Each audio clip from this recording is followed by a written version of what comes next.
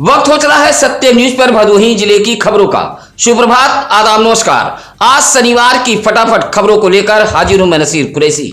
भदोही जिले की खबरों में क्या कुछ है, देखिए इस खबर के साथ। औराई पुलिस की सूझबूझ से जयरामपुर में बड़ा बवाल टल गया है।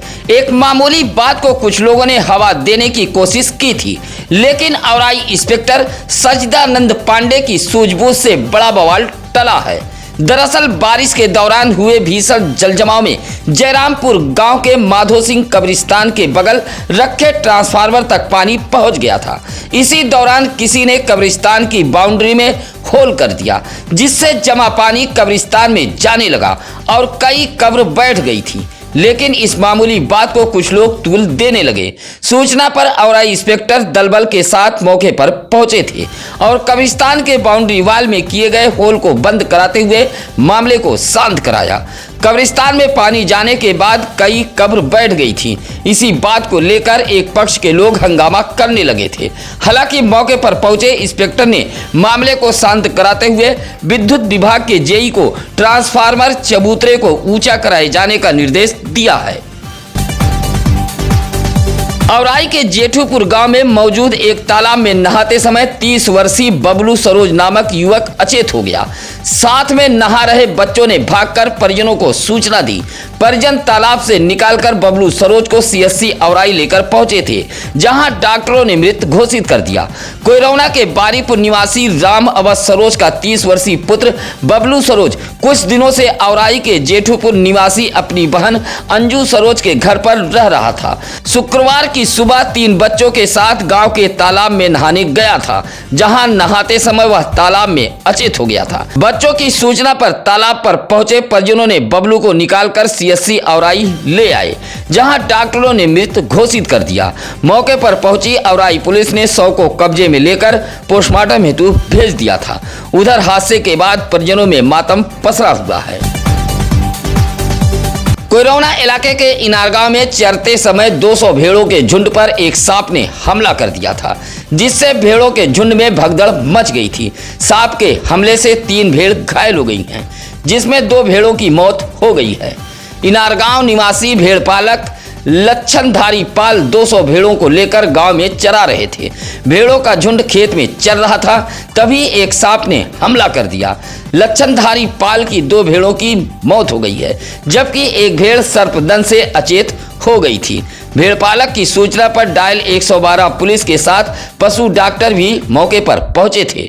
2 भेड़ों की मौत से गरीब पशुपालक को भारी नुकसान हुआ है। भदोही शहर से सटे सररोही बाजार के एक मजदूर की राजस्थान में मौत हो गई है। हादसे में हुई मौत के बाद 100 सररोही गांव में पहुंचा तो हर तरफ मातम पसर गया था।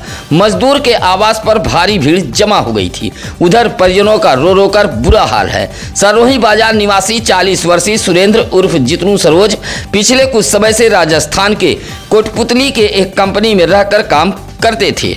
2 जून को कंपनी में हुए एक हादसे में सुरेंद्र उर्फ चितनू सरोज की मौत हो गई थी।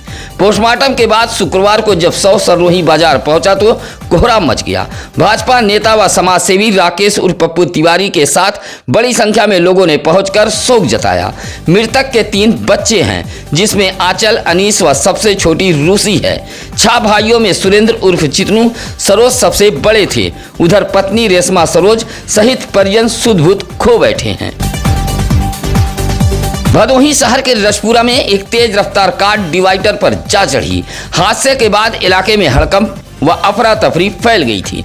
भदोही शहर के रजपुरा भदोही तहसील गेट के सामने डिवाइडर पर यह हादसा हुआ है। तहसील गेट के सामने से गुजर रही एक कार अचानक डिवाइडर पर चढ़ गई थी। राहगीरों ने बताया कि भदोही तहसील गेट के आसपास दोनों पटरियों पर बेतरतीब ढंग से बाइक व 4 पहिया वाहनों को खड़ा कर दिया जाता है। अतिक्रमण से सड़क पूरी तरह सकरी हो जाती है, जिससे अक्सर इस तरह के हादसे होते रहते हैं। शुक्रवार की रात भी अतिक्रमण के चलते एक कार डिवाइडर पर चढ़ गई थी। हालांकि बड़ा हादसा होते होते बचा है। भदोही नगर पालिका की जनता सिसक रही है। फरियाद सुनने वाला कोई नहीं है। ढूंढते रह जाओ के तर्ज पर नगर पालिका के जिम्मेदार लापता हैं।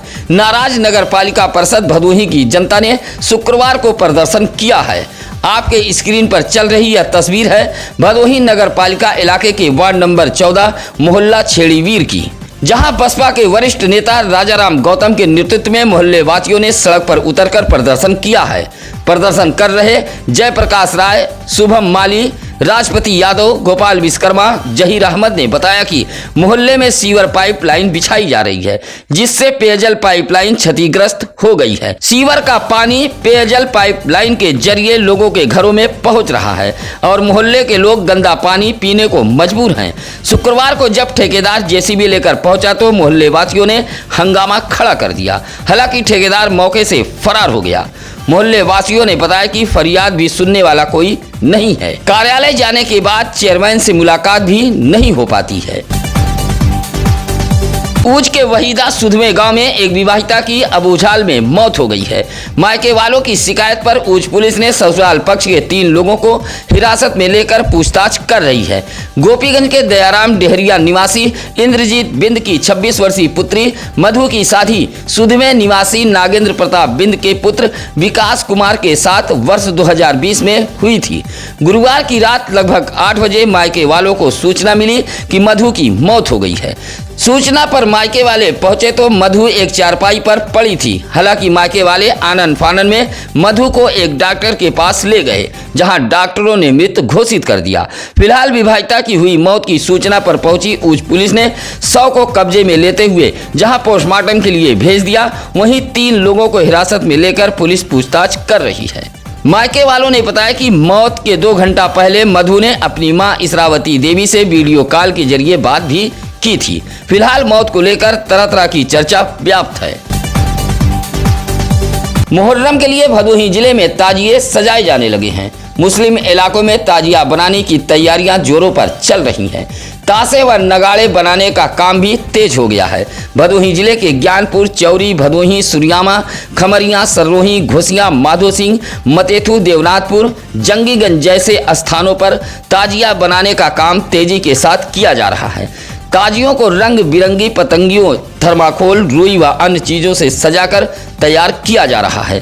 ज्ञानपुर के पुरानी बाजार के रहने वाले मोहम्मद सिद्दीकी, सद्दाम, गुड्डू, इरशाद, गफ्फार, मकबूल, राजू, दानिश ने बताया कि लगभग 1 माह से ताजियों को तैयार किया जा रहा है। यह ताजिए मुहर्रम जुलूस में शामिल होंगे। एसपी डॉक्टर मीनाक्षी कत्यायन, अपर पुलिस अधीक्षक डॉक्टर तेजवीर सिंह के निर्देश पर गोपीगंज पुलिस ने गांजा तस्करी के मामले में बड़ी कार्रवाई करते हुए 22 लाख रुपए का अवैध गांजा बरामद किया है। भदोही जिले के रास्तों से होने वाले गांजा तस्करी की रोकथाम के लिए चलाए जा रहे अभियान के तहत वाहन चेकिंग के दौरान गोपीगंज के रायपुरी ईट भट्टा के पास से अंतर्राज्यीय 6 गांजा तस्करों को गोपीगंज पुलिस व स्वाट टीम ने गिरफ्तार किया है। 2 लग्जरी वाहनों में 4 बोरियों में कुल 72 किलो 300 ग्राम अवैध गांजे को तस्कर ले जा रहे थे। गांजे की कीमत 22 लाख रुपए बताई गई है। पुलिस ने वाराणसी के चितईपुर निवासी विवेक त्रिपाठी, कपसेठी के बीरमपुर निवासी भानु प्रताप सिंह, विवेक सिंह, शैलेश शंकर व जौनपुर के उमरी गौरा निवासी विनय कुमार तिवारी, सुरेरी निवासी अभिषेक सिंह उर्फ ऋषि को गिरफ्तार करते हुए उनके पास से 2 लग्जरी कार, 6 मोबाइल, 1 लैपटॉप व 5 आधार कार्ड, 1680 रुपया नगद बरामद किया है। गांजा व बरामद सामानों की कीमत 42 लाख रुपए आकी गई है। धान के खेत में काम करते समय एक किसान सर्पदंश का शिकार हो गया।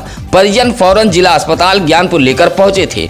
मामला ज्ञानपुर कोतवाली इलाके के भगवास गांव का है। 65 वर्षीय ललईपाल सुबह 6 बजे अपने धान के खेत में काम कर रहे थे, तभी सांप ने काट लिया। साथ में परिवार के 2 युवक भी मौजूद थे। ललईपाल ने सांप काटने की बात युवकों को बता दी, जहां दोनों युवक ललईपाल को जिला अस्पताल ज्ञानपुर लेकर पहुंच गए।